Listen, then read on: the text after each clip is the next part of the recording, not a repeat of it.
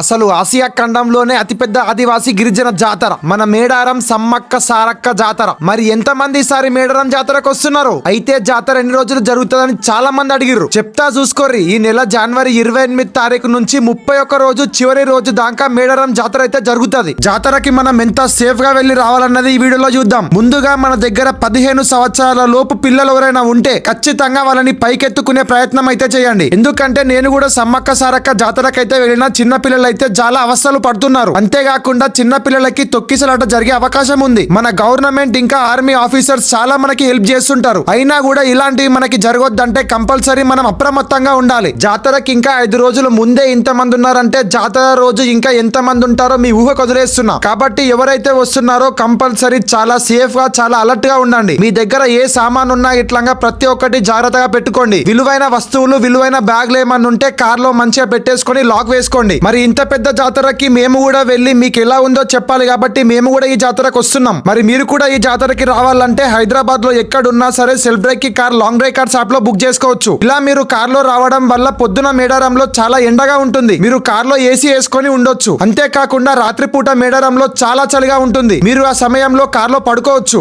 ఇలా మీరు car book చేసుకొని వెళ్ళడం వల్ల సొంత కార్ లాగా మీరు కార్ ని ఒక ఇల్లు లాగా యూజ్ చేసుకోవచ్చు.